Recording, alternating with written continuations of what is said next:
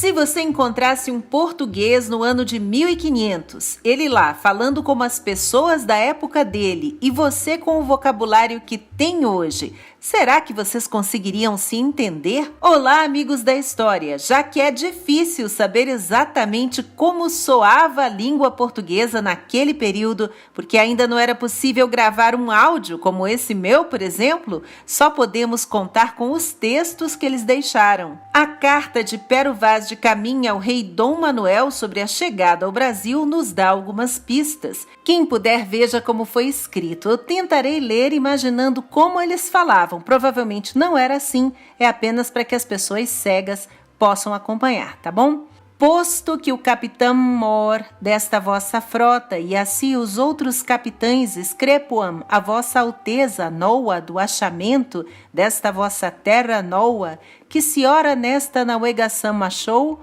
não me deixarei também de dar disso minha conta a vossa alteza, assim como eu milhar poder ainda que pero bem contar e falar o saiba pior que todos fazer. Não parece, mas é português, do iniciozinho do século XVI, e o nosso idioma já estaria mudado uns 200 anos depois. Basta ler um documento de 1750, com um levantamento cartográfico da antiga Vila Boa de Goiás, pelo ouvidor-geral Antônio da Cunha Souto Maior, que descreveu a região explicando os sinais do mapa. Mais uma vez, quem puder ver, perceba como a escrita ainda é estranha, mas provavelmente o português falado já seria familiar aos nossos ouvidos. Os engenhos com uma cruz em cima, as serras e montes se mostram aqui de cor azul, a cor verde com arvoredos o Mato Grosso, todos os córregos e ribeirões com cor vermelha, mostra que deles se extrai o ouro.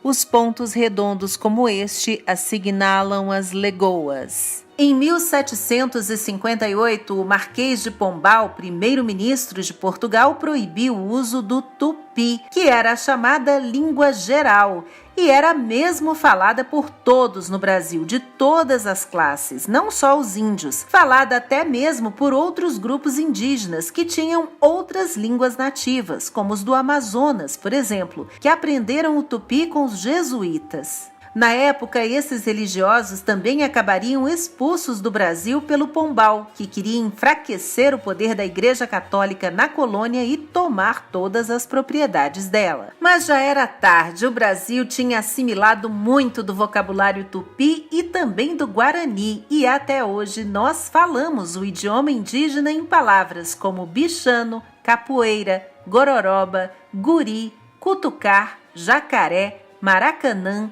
moqueca, pereba, pipoca e urubu. Mas foi a exploração do ouro no século XVIII que levou gente do Brasil inteiro para Minas Gerais. E foi nesse lugar onde, de acordo com vários linguistas, que nasceu o verdadeiro português brasileiro. Na reunião do tupi com o português, com as línguas africanas, com os cristãos novos, os judeus convertidos, além, é claro, da influência especialmente da Galícia, que aparece em palavras nossas, faladas até hoje com sotaque, como chuva e jeito.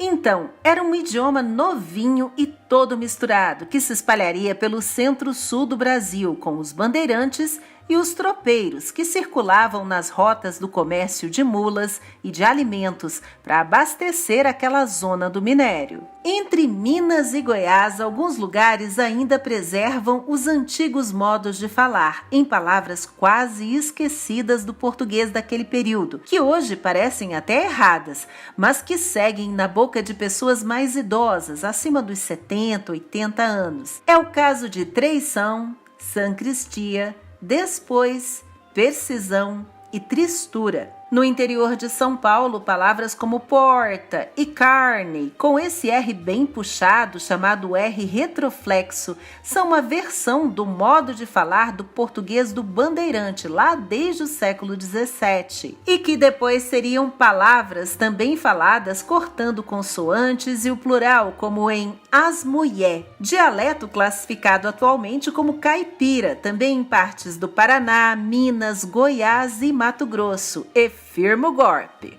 No sul do país, pela mesma época, com os imigrantes açorianos, chegaria o pronome de tratamento tu, no lugar de você, que já era uma abreviação do vossa mercê de Portugal.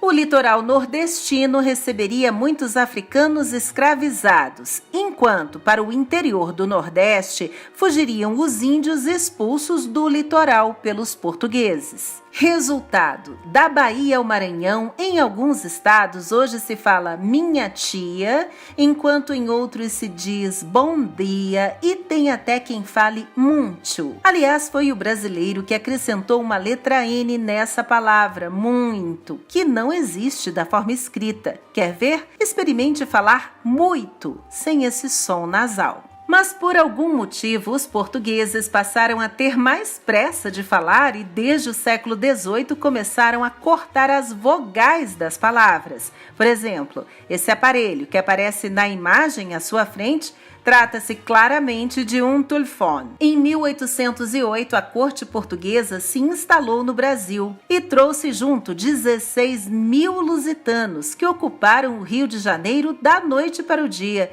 e mudaram o jeito de falar do carioca. Pois pronunciar um S chiado era assim coisa de gente chique, da elite, e logo todo mundo estava falando na festa da esquina. O chiado também influenciaria falantes de vários outros estados, como os do norte do país. No Pará, por exemplo, onde se fala minhas filhas têm 6 galinhas, envolvendo aí influências de um português arcaico do século XII, herdado do latim, misturado com castelhano e com francês provençal, por motivos que só os linguistas mesmo entendem.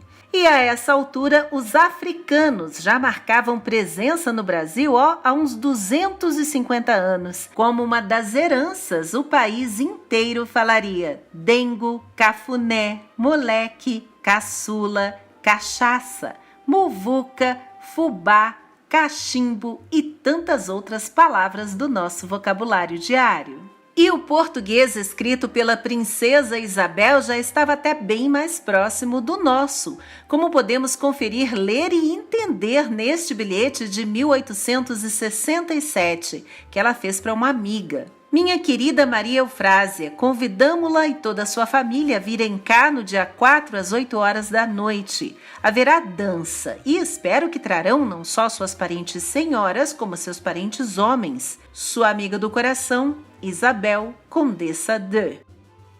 Já o açúcar em tabletes, anunciado nos jornais no início do século seguinte, sofreria depois uma reforma ortográfica.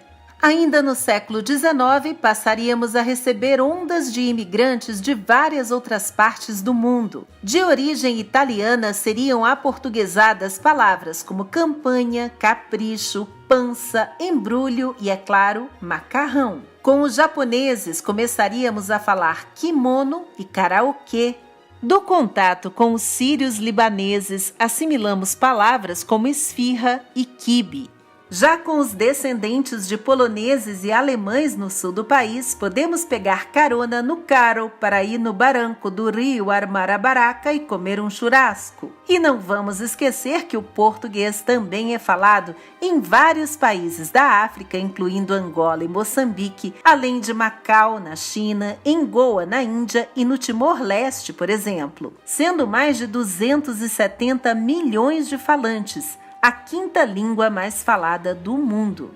E se hoje não falamos mais o mesmo idioma criado lá em 1139, se não entenderíamos Cabral nem Camões, talvez daqui a apenas uns 200 ou 300 anos, o português que falamos atualmente seja considerado ultrapassado, antigo, difícil de compreender. É possível que as próximas gerações leiam nossos textos, escutem nossas músicas e assistam aos nossos vídeos franzindo a testa e rindo. Mas que língua doida é essa? Perguntarão eles. Isto é, se eles ainda falarem desse jeito, né? Claro. Se você conhece outras curiosidades sobre a evolução da nossa língua portuguesa, comente aí embaixo pra gente saber. Curta, compartilhe, se inscreva e até a próxima com uma História a Mais.